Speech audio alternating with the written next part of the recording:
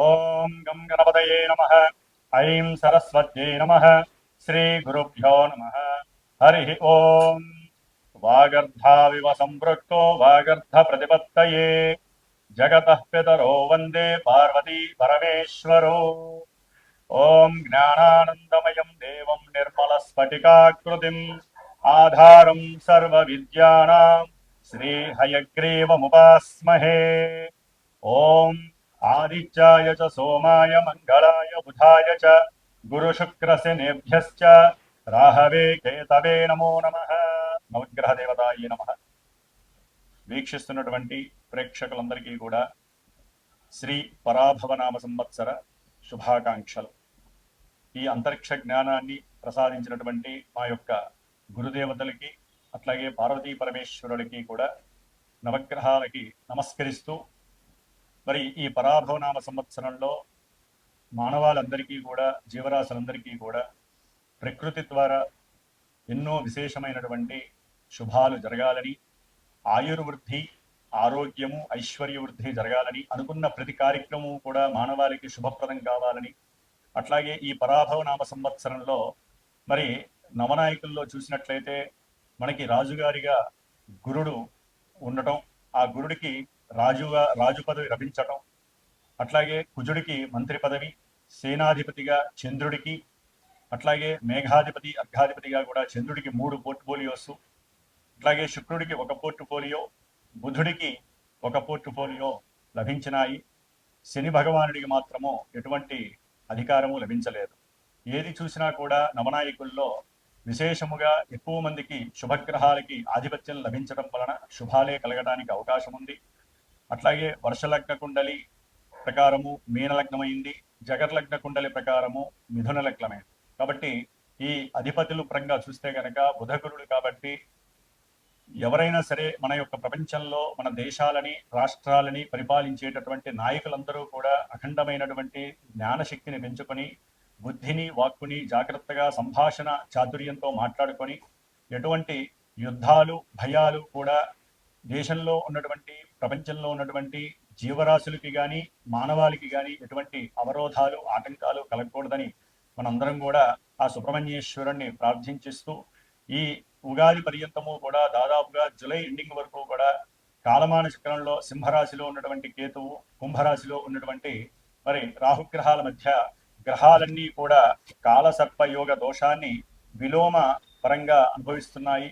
కాబట్టి ఈ మధ్యలో ఎన్నో రకాలైనటువంటి ఇబ్బందులు, ముఖ్యంగా ఉగాది తర్వాత మరి ఏప్రిల్ నెల మొత్తము కూడా మే 10వ తేదీ వరకు మరి రాశి చక్రంలో మీనరాశిలో కుజశనులు కలిసి ఉండటము అనేక రకాలైనటువంటి భయాందోళనలు, ప్రమాదాలు, అట్లాగే జల సునామీలు, యుద్ధ భయాలు కూడా ఆవరించి ఉంటాయి. కాబట్టి హనుమంతుల వారి యొక్క అనుగ్రహము మనందరికీ కలగాలని అందరూ కూడా ఆ 45 రోజులు కూడా ఎట్టి పరిస్థితుల్లో శ్రీరామ రక్షా స్తోత్రాన్ని, శ్రీరామ మంత్ర జపాన్ని, అలాగే హనుమాన్ చాలీసా పారాయణ ఎంతవరకు ఎక్కువగా అవకాశం తీసుకుంటే రోజు మొత్తంలో 5 సార్లు, 11 సార్లు, ఒక్కసారైనా సరే అందరూ కూడా మన యొక్క సనాతన ధర్మాన్ని ఆచరించే హిందుత్వం ఉన్నటువంటి వారందరూ కూడా తప్పకుండా జపించండి.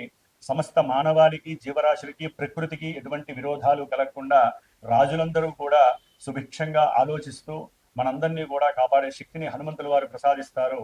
ముఖ్యంగా మనకి ఈ యొక్క యుగాది పరాభవనామ సంవత్సరం నుంచి కూడా వచ్చే సంవత్సరం వరకు ఎటువంటి గ్రహణాలు లేవు. కాబట్టి ముఖ్యంగా అధిక జ్యేష్ఠ మాసము జూన్ 1వ తేదీ నుండి కూడా జూలై వరకు ఉంటుంది. జూలై 1వ తేదీన, జూన్ 1వ తేదీన, 2వ తేదీన మనకి యమునా నది పుష్కరాలు ప్రారంభమవుతున్నాయి అధిక జ్యేష్ఠ మాసంలోనే. అట్లాగే జూలై మాసంలో కూడా మనకి 15వ తేదీ వరకు కూడా నిజ జ్యేష్ఠ మాసంలో విశేషమైనటువంటి వివాహ శుభముహూర్తాలు, గృహప్రవేశాలు ఉంటాయి. జూలై 15 నుంచి కూడా మరి గురుమూఢమి, అలాగే అక్టోబర్ 19 నుంచి కూడా ఒక నెల మాసము శుక్రమూఢమి కూడా కలుగుతున్నాయి యుగాది మా సంవత్సరంలో. కాబట్టి ఏదైనా సరే శుభకార్యాలు చక్కగా ఈ గురుమూఢమి, శుక్రమూఢమి లేకుండా మంచి సమయాల్లో అనుభవిస్తే చాలా మంచిది. ముఖ్యంగా ఈ యుగాది నామ సంవత్సరంలో మేషాదిగా మీనరాశి పర్యంతం వారికి, అశ్విన్యాది రేవతి నక్షత్రం వారికి కూడా రాశుల ప్రకారం ఎవరి రాశి ప్రకారము ఏ గ్రహాలు, ముఖ్యంగా మేషరాశి నుంచి మిథున రాశిలో ఉన్నటువంటి గురువు జూన్ 1వ తేదీ వరకు ఆయన అక్కడే సంచరిస్తూ జూన్ 2వ తేదీ నుండి కూడా అక్టోబర్ 31వ తేదీ వరకు కూడా ఉచ్చస్థిత రాశి అయినటువంటి కర్కాటక రాశి మిత్ర రాశిలోనూ ఉంటూ అట్లాగే ఆయన 5వ రాశి అయినటువంటి సింహరాశిలో నవంబర్ 1వ తేదీ నుండి జనవరి 25 వరకు కూడా రుజుమార్గంలో ఉండి జనవరి 25 నుంచి జూన్ 15-16 వరకు కూడా మళ్ళీ వక్రించి కర్కాటక రాశిలో సంచారం చేస్తూ ఉంటారు. కాబట్టి గురువు యొక్క అతిచార సంచార ప్రభావం వలన ఎన్నో రాశుల వారికి మూడు విధాలైనటువంటి ప్రభావాలు మంచి చెడులు జరగడానికి అవకాశం ఉంటుంది. మరి ఆ యొక్క గురువు యొక్క అధిచార ప్రభావం తొలగాలంటే ఎక్కువగా గురు దత్తాత్రేయుని వారి యొక్క చరిత్రను కానీ లేదా దక్షిణామూర్తి వారి యొక్క పూజలు హోమాలు కానీ చేసుకోవడం ద్వారా నిత్యము కూడా అందరూ కూడా ముఖ్యముగా గురువుకి సంబంధించినటువంటి శనికి సంబంధించినటువంటి విష్ణు సహస్రనామ పారాయణ ఎవరైతే చేస్తారో నక్షత్ర దోషాలన్నీ కూడా తొలగిపోయి శుభప్రదమైనటువంటి వివాహ యోగాలు కానీ విద్యా యోగాలు సంతాన యోగాలు అట్లాగే గృహ యోగాలు కలగడానికి అవకాశాలు ఉన్నాయి. ముఖ్యంగా మరి ఈ యుగాది పరాభవ నామ సంవత్సరంలో ద్వాదశ రాశుల వారికి ఏ రాశుల వారికి ఏ విధంగా ఉంటుందో తెలుసుకునే ముందు మరి ఒక్కసారి గురువు యొక్క నామస్మరణం. ఓం గురవే సర్వలోకానాం విషజే భవరోగిణాం నిధయే సర్వ విద్యానాం శ్రీ దక్షిణామూర్తయే నమో నమః. తులారాశి శ్రీ పరాభవ నామ సంవత్సరంలో తులారాశి వారికి ఆదాయ వ్యయాలు రాజపూజ్యము అవమానాలు ఏ విధంగా ఉన్నాయి, అసలు ఈ సంవత్సరాంతము కూడా మరి ఎక్కువగా ప్రభావితం చేసేటటువంటి గురువు శని రాహుకేతువులు ఎక్కడ ఏ రాశుల్లో ఉంటూ వీరికి శుభాలని ప్రసాదిస్తున్నారో తెలుసుకునే ముందు ముఖ్యంగా తులారాశిలో ఉండేటటువంటి నక్షత్రాలను కనుక మనం చూసుకున్నట్లయితే చిత్తా నక్షత్రము 3-4 పాదాల వారు, స్వాతి నక్షత్రము 1-2-3-4 పాదాల వారు, అట్లాగే విశాఖ నక్షత్రము 1-2-3 పాదాల వారు. ఈ నక్షత్ర సముదాయంతో కూడినటువంటి తులారాశి వారికి అత్యద్భుతమైనటువంటి సమయంగా భావించాలి. ముఖ్యంగా వీరికి ఈ సంవత్సరంలో ఆదాయాన్ని చూసినట్లయితే 5, వ్యయం 14గా సూచిస్తోంది, రాజ్యపూజ్యం 6, అవమానం 3గా సూచిస్తోంది. కాబట్టి గౌరవ మర్యాదలు పెరుగుతున్నాయి, ఏడ్చే వాళ్ళ పరిస్థితి తగ్గుతుంది. ఎందుకంటే వీరు ఎంత కష్టపడతారో అంత ధనము రాకపోయినప్పటికీ కూడా కొన్ని గ్రహాల యొక్క అసమతుల్యత వలన వీరికి గౌరవ మర్యాదలు వీరు చేసేటటువంటి కృషికి అవతల వ్యక్తుల నుంచి మంచి కీర్తి లభిస్తుంది. కాబట్టి రాజ్యపూజ్యంలో ఎక్కడ వీరు తగ్గే ప్రసక్తి లేదు. వీరికి ఉన్నటువంటి సముచిత న్యాయం అనేటటువంటి ఆలోచన శక్తే వీరిని అఖండంగా నిలబెట్టేటటువంటి అవకాశము తులారాశి వారికి కనిపిస్తోంది. ముఖ్యంగా తులారాశి వారు కొంచెం అధికంగా కష్టపడాలి. కోరికల్ని కానీ ఖర్చు పెట్టే ప్రతి విషయంలో ఎక్కువగా ఆలోచించడం ద్వారా 14 వ్యయంగా ఉన్నటువంటి దాన్ని తగ్గించుకునే శక్తి మీకు ఉంటుంది, లేదా ఆదాయాన్ని పెంచుకోవాలి. ముఖ్యంగా ఈ యొక్క తులారాశి వారికి మరి జూన్ 1వ తేదీ వరకు కూడా బృహస్పతి శుభాలని అందజేస్తూ అనుకున్న ప్రతి కార్యక్రమంలో కూడా భాగ్యస్థానంలో ఉంటూ భాగ్యాన్ని వృద్ధి చేసేటటువంటి పరిస్థితిని, ప్రయాణాల యందు మంచి సౌఖ్యాలని కూడా దూర ప్రయాణాలను ఆచరిస్తూ ఉన్నతమైనటువంటి దైవ దర్శనాలు చేసుకుంటూ నదీ తీర్థాలలో స్నానం చేసేటటువంటి అవకాశము గురు మహానుభావుడు వీరికి అందజేస్తూ పూర్వజన్మల్లో చేసుకున్నటువంటి కర్మలన్నిటినీ కూడా వీరు సుఖంగా అనుభవించేటటువంటి యోగాన్ని జూన్ 1వ తారీఖు వరకు కూడా ఇస్తున్నారు. ఎందుకంటే లెక్క ప్రకారము సంవత్సరం మొత్తం గురువు ఒకే రాశిలో ఉండి ఒకే ఫలితాన్ని ఇవ్వాలి. కానీ ఈయనకి ఈ సంవత్సరం అంతా 3 రాశుల్లో 3 రకాల వైవిధ్యకరమైనటువంటి ప్రయత్నాలని అట్లాగే ఆయన ఇచ్చే ఫలితాలని కూడా తులారాశి వారికి అందజేస్తున్నారు. ఎందుకంటే గురువు యొక్క అతిచారత్వ దోష ప్రభావం ఫాస్ట్ గా నడుస్తూ మరి జూన్ 2వ తేదీ నుండి కూడా ఈ గురు మహానుభావుడు బృహస్పతి అక్టోబర్ 31వ తేదీ వరకు తులారాశి వారికి దశమ స్థానంలో ఉండి ఉద్యోగరీత్యా కావచ్చు, కీర్తి భంగాలు కావచ్చు, ఉద్యోగంలో ఆటంకాలు, విఘ్నాలు,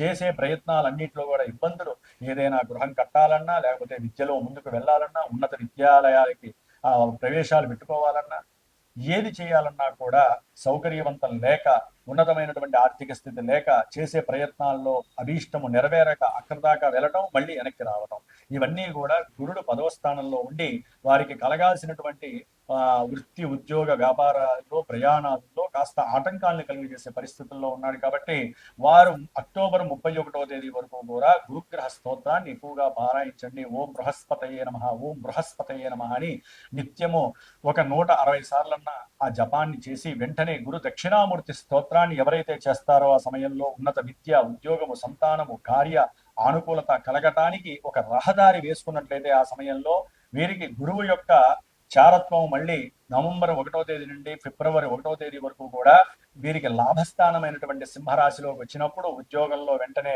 మీరు అనుకున్న ఉద్యోగం లభించటం, సంతాన వృద్ధి కలగటము, ఆర్థికంగా డెవలప్ అవ్వటము, కొంతమంది పొలిటీషియన్స్ కావచ్చు, వ్యాపారస్తులకు కావచ్చు, పారిశ్రామికవేత్తలకు కావచ్చు, సినీ రంగము, క్రీడా రంగము, లలిత కళల్లో ప్రావీణ్యం వాళ్ళు, లేకపోతే కంటెంట్ రైటర్స్, లేకపోతే జ్ఞానంతో పనిచేసేటువంటి సాఫ్ట్వేర్ ఉద్యోగస్తులు కావచ్చు, ఎవరికైనా సరే అందరికీ లాభం కలగాల్సిందే ఈ తులారాశి వారికి.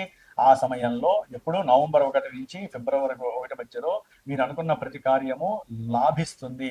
చేసేటటువంటి ప్రతి ప్రయత్నంలో సఫలీకృతం మెండుగా ఉంటుంది. ఉద్యోగములో అభివృద్ధి ఉంటుంది. ఉద్యోగంలో ప్రమోషన్స్ కూడా కలిగే అవకాశం కనిపిస్తోంది.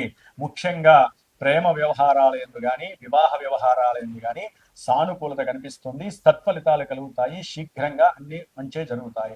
అయితే వీరికి 6వ స్థానంలో తులారాశి వారికి ఉన్నటువంటి శనిగ్రహం కూడా చాలా అనుకూలిస్తోంది. సంవత్సరాంతము శత్రువు యొక్క వృద్ధి లేకుండా చేస్తుంది. శత్రువులు మిత్రువులు అయ్యేటటువంటి అవకాశం, అకస్మాత్తుగా వాళ్ళు రావటం, మీతో వైవిధ్యకరమైనటువంటి ఆనందకరమైనటువంటి సంభాషణలు, మాటలతో మీకు దగ్గరయ్యే ప్రయత్నాలు చేస్తారు. మీకు ఉన్నటువంటి కొన్ని అనారోగ్య దోషాలు, దీర్ఘకాలికంగా ఉన్నటువంటి దోషాలు, మీరు ఏదైనా సరే సరైనటువంటి ఔషధాన్ని మరి అవసరమైతే 10 రూపాయలు ఖర్చు పెట్టి స్వీకరించడం ద్వారా అక్కడ రోగ నివృత్తి జరుగుతుంది. అట్లాగే ఏదైనా రుణాలు కనుక చేసి ఉన్నట్లయితే ఆ రుణాలు కూడా విముక్తి కలిగి చక్కటి అనుకూలమైనటువంటి ప్రాప్తి కలుగుతుంది. దానికి ఒకటే మంత్రము, రుణ విమోచన మరి లక్ష్మీ నృసింహ స్తోత్రం అని ఉంటుంది. దాని కనుక చదివినట్లయితే శని శాంతింపబడతాడు, చక్కగా ఆయన అనుకూలిస్తాడు. అయితే తులారాశి వారికి, విద్యార్థులకి కానీ, రియల్ ఎస్టేట్ వ్యాపారులకు కానివ్వండి, అనారోగ్యంతో ఎవరింట్లో నా తల్లి ఇబ్బంది పడుతున్నా కూడా తులారాశి వారు డిసెంబర్ 5 వరకు కూడా రాహుగ్రహ స్తోత్రాన్ని, దుర్గాదేవి అనుగ్రహాన్ని పొందడానికి దుర్గాదేవి అష్టోత్రాన్ని కానీ, దుర్గాదేవి యొక్క అర్గలా స్తోత్రాన్ని కనుక రోజు చదివినట్లయితే విద్యాలయాల్లో పనిచేసే వాళ్ళకి కానీ, ప్రొఫెసర్స్కి కానీ, విద్యార్థులకు కానివ్వండి, లేకపోతే గృహ వసతి సరిగ్గా లేనటువంటి వాళ్ళు గృహాన్ని నిర్మించాలనుకుంటూ వాళ్ళకి, భూమిని కొనాలనుకున్నటువంటి వాళ్ళకి, మాత్రార్జితం కానీ పిత్రార్జితం రావాలనుకున్నటువంటి వారికి, ముఖ్యంగా సౌకర్యవంతంగా సౌఖ్యంగా లేదు అనుకున్న వాళ్ళకి ఈ యొక్క రాహు అనుగ్రహించాలంటే దుర్గాదేవి శరణ్యం డిసెంబర్ 5 వరకు. అంటే ముఖ్యంగా డిసెంబర్ 5 నుంచి కూడా తులారాశి వారికి ఈ యొక్క విద్యపరంగా ఇవన్నీ కూడా సమస్యలు వస్తాయి. కానీ ఈ యొక్క సంవత్సర ప్రారంభం నుంచి కూడా డిసెంబర్ 5 వరకు కూడా సంతానపరమైనటువంటి సమస్యలు రాహు వల్ల కలుగుతున్నాయి తులారాశి వారికి.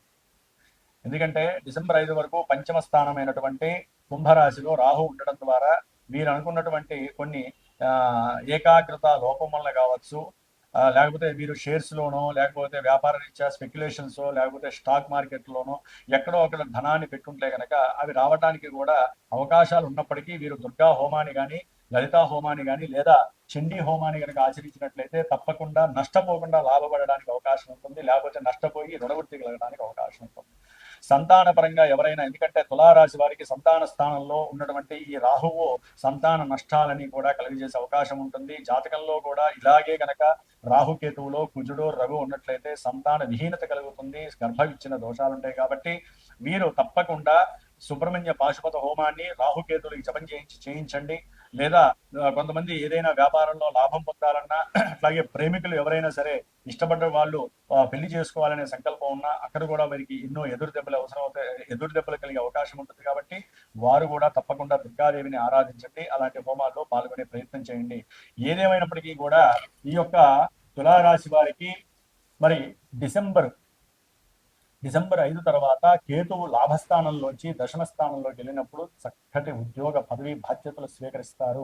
అన్ని విషయాలలో కూడా కీర్తి ప్రతిష్టలు లభిస్తాయి. వీరి ఉద్యోగంలో కానీ, వృత్తిలో కానీ, వీరికి ఉన్నటువంటి పలుకుబడి కానీ, కుటుంబంలో కానీ, గృహంలో కానీ కాస్త కీర్తి, సౌకర్యవంతంగా వాహనపరమైనటువంటి విషయాలలో అనుకూలమైనటువంటి నిర్ణయాలు తీసుకోవడం జరిగే అవకాశం ఉంటుంది.